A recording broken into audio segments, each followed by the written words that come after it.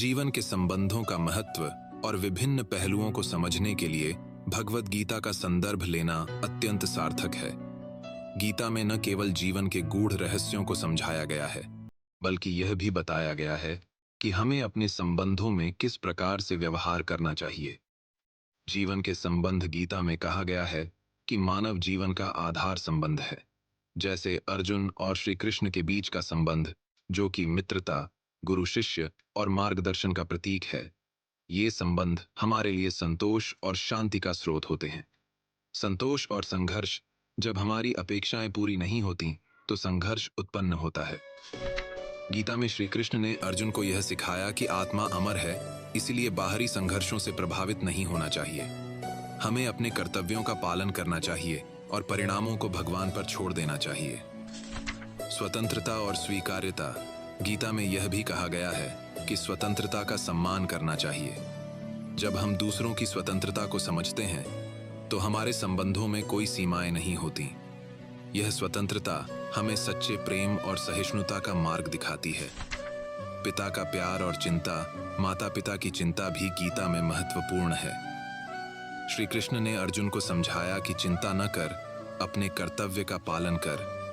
माता पिता का प्यार हमेशा बच्चों के भले के लिए होता है, लेकिन कभी कभी उन्हें भी बच्चों को संघर्ष का सामना करने देना चाहिए। संघर्ष और अनुभव, संघर्ष जीवन का अनिवार्य हिस्सा है। गीता में कहा गया है कि संघर्ष से ही व्यक्ति मजबूत बनता है।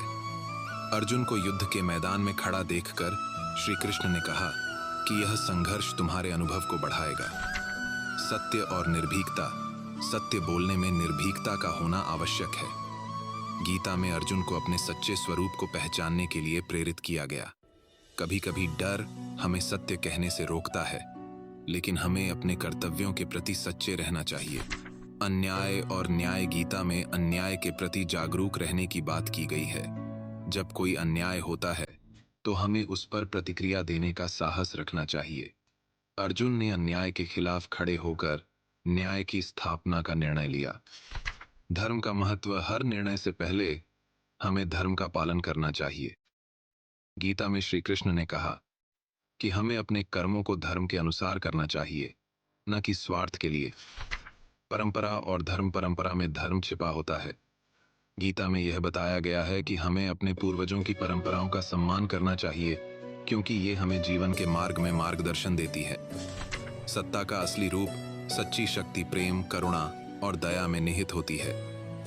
गीता में कहा गया है कि कर्तव्य पालन में सच्ची शक्ति होती है, जो केवल कठोरता से नहीं बल्कि दयालुता से प्राप्त होती है। इन सभी बिंदुओं के माध्यम से भगवद गीता जीवन के संबंधों और उनके महत्व को गहराई से समझाती है। यह हमें सिखाती है कि कैसे अपने कर्तव्यों का पालन करते हुए हम संबंधों को सच्चे और सार्थक बना सकते हैं।